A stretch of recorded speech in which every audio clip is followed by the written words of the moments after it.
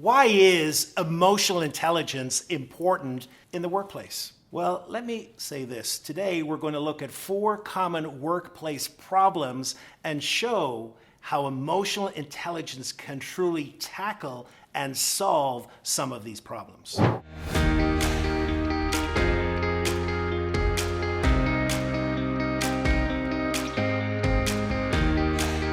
Today, we're going to look at 4 problems, common problems I'm sure that you have dealt with in the workplace. And we're going to look at how emotional intelligence will give us insight and answers to those problems. Stay tuned, because at the end of this video, I also want to give you a free link to a wonderful on-demand learning course on how you can improve your own emotional intelligence. We're going to explore why emotional intelligence is so important in the workplace by examining 4 problems that I am sure we all have encountered in the workplace. Problem number 1 is interpersonal conflict. You know, at the core of business, at the core of all organizations, really is a set of relationships. A set of relationships, one with another. And at the core of those relationships at times are tensions, people not getting on, people being turned off by another's personality, conflicts. And therefore, it's incredibly important to manage those relationships.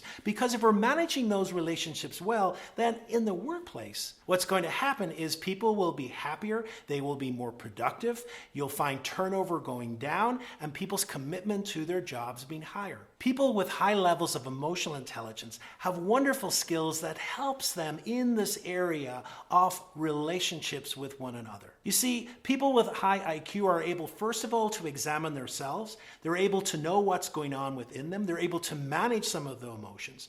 But also critically important is they're able to see emotions of people around them. They're able to see when people are distressed. They're able to see perhaps when people are sad or anxious or fearful. And then they're able to use this data as they have relationships and they continue conversations with the other people. So a critical importance of solving interpersonal relationship problems at work is high IQ. The second problem that you often encounter in the workplace is poor decision making. Decisions that have not had enough thought put into them. And even here, emotional intelligence is critically important. Now, you may think, well, we need to keep emotions out of any decisions, because if I'm deciding emotionally, that's going to be a bad decision. And in fact, the opposite is true. First of all, there is no way we can keep emotions out of anything, because our emotions happen so fast that they are there before we're even consciously aware of them. So this idea that we can be emotionless is bogus. But more importantly is our emotions are there for a reason. Our emotions help us and warn us whenever there is danger. And our emotions also help us understand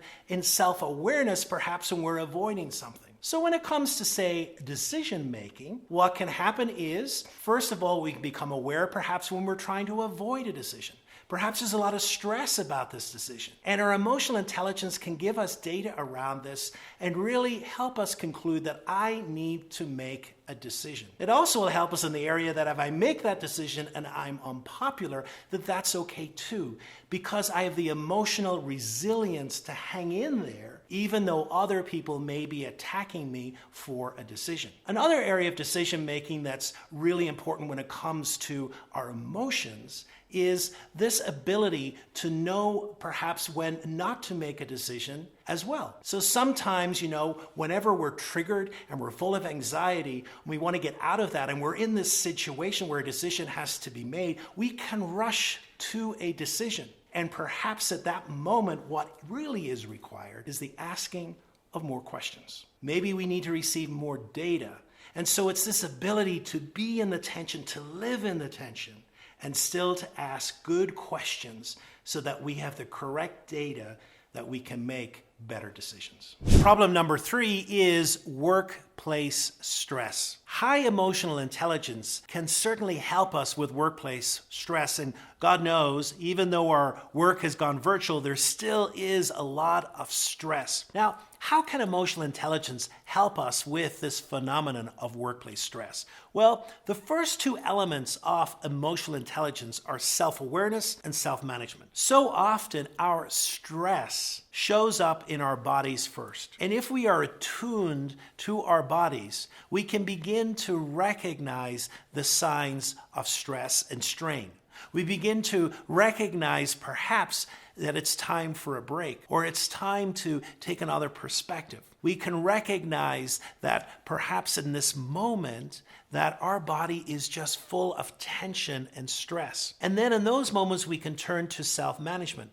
That can be as simple as our ability to breathe and to take some time to be aware of the stress and to breathe in and out. There's an exercise I've developed called the 7-second reset, which is a wonderful quick exercise to actually change our physical posture and to recognize and deal with the stress that we are feeling in the moment. If workplace stress is not addressed, we know that over time it will absolutely lead to higher turnover in the workplace and a reduction in workplace satisfaction. And so therefore, that's why these elements of emotional intelligence become critically important, because they help us recognize moments of stress that we are in and also gives us practical tools to deal with that stress in the moment.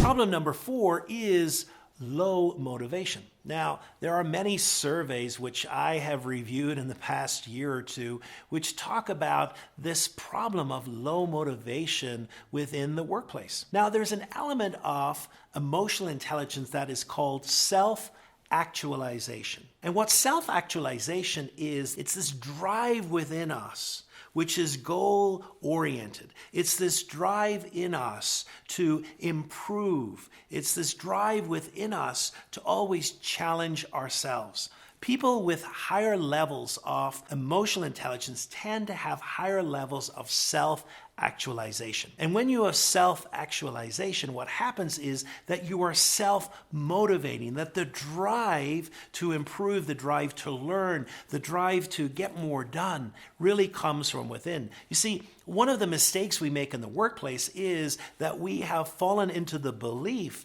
that we can motivate others. We really can't. We can provide rewards for others, but really motivation is something intrinsic. It comes from within. And we know that the higher the level of emotional intelligence, the higher this level of self-actualization and this motivation to move forward.